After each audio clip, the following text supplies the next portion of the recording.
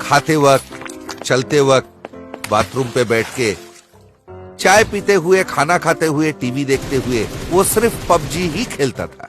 एक दिन वो कार चलाते चलाते पबजी खेल रहा था। हाँ, मरा, मर मर मर, ये मरा, ये भी मरा, हाँ हाँ ये भी मरा। अरे ये एक बच गया, इसको मारूंगा ना तो 20 हो जाएंगे। आजा आजा, आज तुझे मार ही डालूंगा, आजा। यस, इतने में उसका गाड़ी का एक्सीडेंट हुआ और वहीं पर उसका निधन हुआ। इसके बाद उसका आत्मा नरक आ पहुंचा। नरक में उसके 4 दोस्त मिल गए, रवि, हिमांशु, फिरोज और अशोक। अरे तुम लोग इतने दिल से कहां गायब थे? कोई भी ऑनलाइन में नहीं दिखा, तो मैंने सोचा आज तुम लोग को फोन कर लूंगा। भाई कई दिन हो गए हम तुम्हारे नेटवर्क में नहीं थे, पर आज तुम खुद ही हमारे नेटवर्क में आ गए हो। अरे यार, पबजी खेलने के लिए नेटवर्क का क्या चुनाव करे? तो चल खेलते हैं। फिर सारे मिलकर पबजी खेलने लगे। ए, तूने कितने लोगों को मारा? मैंने 10 लोगों को मारा है। ए छोड़ना, मैंने 12 लोगों को मारा है। इस तरह एक दूसरे का गिनती देख रहे थे। इतने में यमदूत वहां पहुंचे।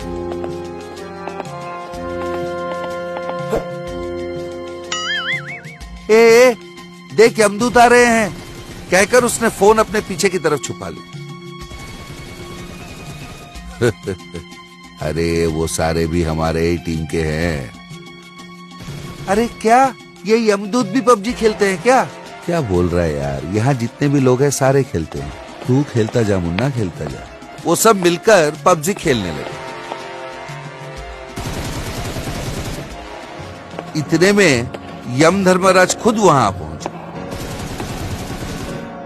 आइए आइए यम धर्मराज जी, चलिए सब मिलके पबजी खेलते हैं।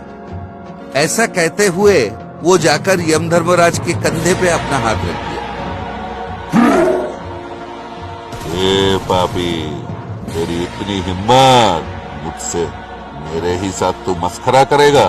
यमदूतो, इसे और इसके सारे दोस्तों को ले जाओ और उबलती हुई तेल में इन्हें भुनो। उसके बाद नरक में जितने भी दंड है, सारे दंड का मजा इन्हें चखाओ। यमदूत बाबा और उसके दोस्तों को ले गए। फिर उबलती हुई तेल में उन्हें डुबोकर बाहर निकाला। बाहर निकलते ही बाबू ने अपना सेलफोन देखा।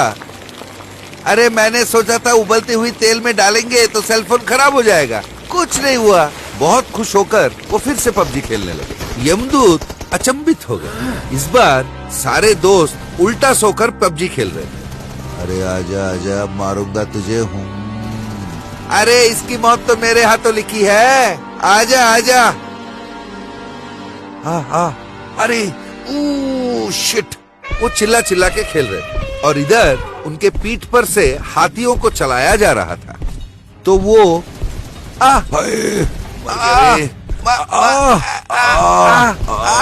इस तरह चिल्लाने लगे। उन्हें देखकर यमदूतों को फिर से धक्का लगा। इसके बाद उन्हें ले जाकर भालों से कुरेदने लगे।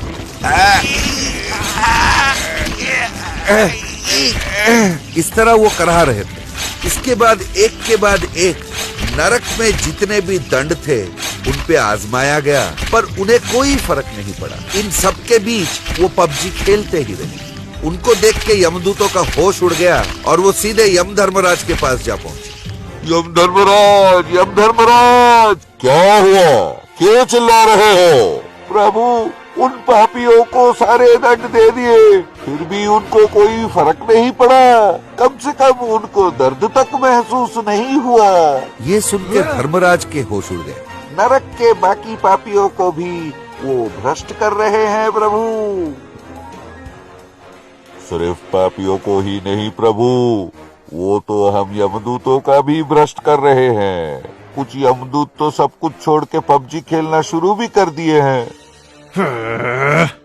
वो पापी यहाँ रहेंगे तो सब कुछ नष्ट हो जाएगा, सारे यमदूत भ्रष्ट हो जाएंगे।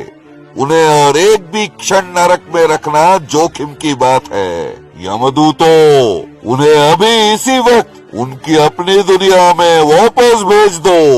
साथ साथ नरक के गेट के बाहर बोर्ड टांग दो, कि पबजी खेलने वाले को यहाँ जगह नहीं मिलेगा।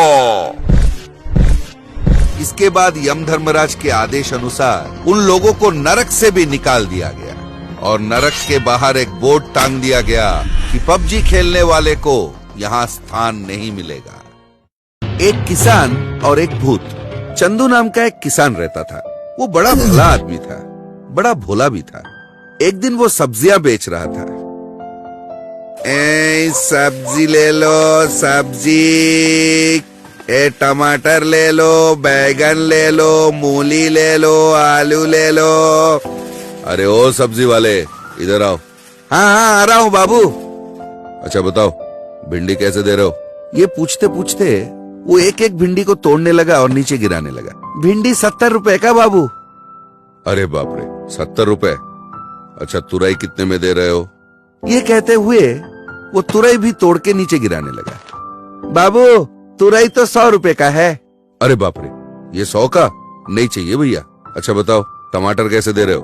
बाबूजी टमाटर 50 का किलो बिक रहा है।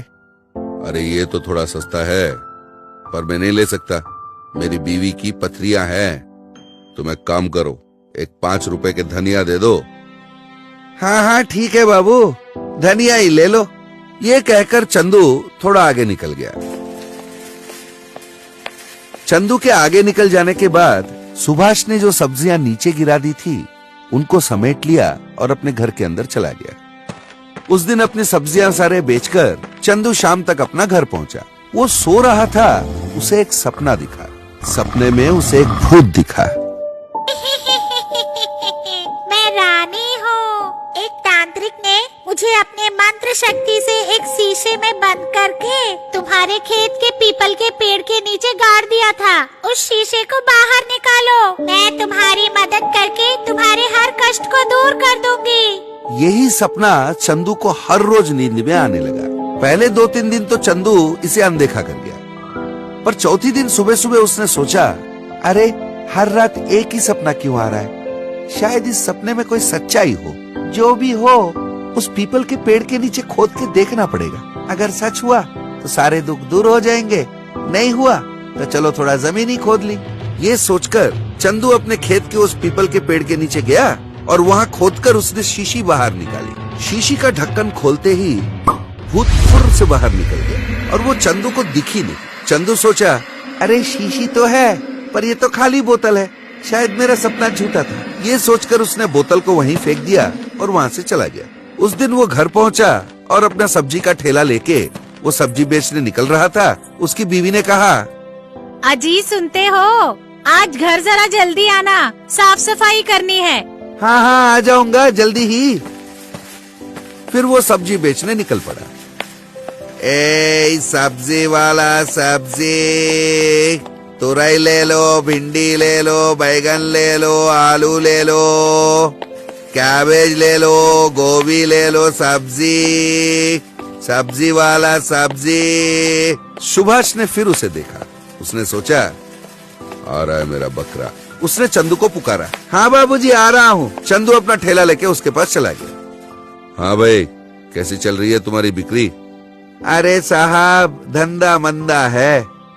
क्यों नहीं होगा, सारी बासी सब्जियां जो बेच रहे हो। ये कहते हुए वो एक एक सब्जी लेके नीचे गिराता गया और हर बार वो अदृश्य भूत उसे मारती गई। अरे सब्जी वाले, मार क्यों रहा है? बाबू मैंने कहा मारा, आप कहाँ खड़े और मैं कहाँ खड़ा हूँ? ओ तो तूने नहीं मारा, शायद कुछ और था। उसने सोचा और सब्जी देखने के आड़े में सब्जियां नीचे गिराता गया और वो भूत बिना रुके उसे मारे जा रही थी। इधर सुभाष, अरे अरे कौन मार रहा है? अब तक चंदू को ठक्कर जो सब्जियां लिए थे ना, उसके पैसे दे दे।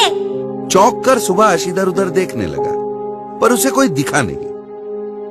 मैंने दूंगा। नहीं देगा। और वो मारे जा रही थी। अरे बाप रे, ओ आ ऊ आ, देगा, दे देता हूँ, मुझे छोड़, दे देता हूँ। अच्छा चंदू, इसके पहले कई बार मैंने अच्छी सब्जियों को बासी बताकर उन्हें नीचे गिराकर तुम्हारे जाने के बाद उन्हें समेट लेता था। मुझे माफ कर दो, ये लो तुम्हारे पैसे। ये कहकर उसने चंदू को पैसे दे दिए। पर बेचारा चंदू को समझ में नहीं आ रहा था कि हो क्या रहा है। उसने पैसे लिए और उल्टे पांव अपने घर की तरफ निकल पड़ा। वो मनी मन सोच रहा था, आज जल्दी जाने को कहा है, पूरा घर में साफ सफाई करना है। ये सोचते सोचते वो घर पहुंचा। घर पहुंच के देखा तो वो हक्का बक्का रह गया। पूरा घर साफ सुथरा था। उसने सोचा, अरे ये सफाई किया किसने? मेरी बीवी ने किया है क्या? ये सोचकर वो चुप रह गया। रात को खाना वाना खाके वो सो गया। उस दिन रात उसे फिर से सपना आया। मुझे उस शीशे से बाहर निकलने के लिए धन्यवाद। मैंने ही तुम्हारा घर साफ करके सुब्बैया से तुम्हारे पैसे दिलवाए। चंदू नींद से अचानक जाग गया। अरे सचमुच ये सब किसी भूत ने किया है। मेरे सारे कष्ट भी दूर कर दिए उसने। ये सोचकर बड़ा खुश होकर वो फिर से सो गया।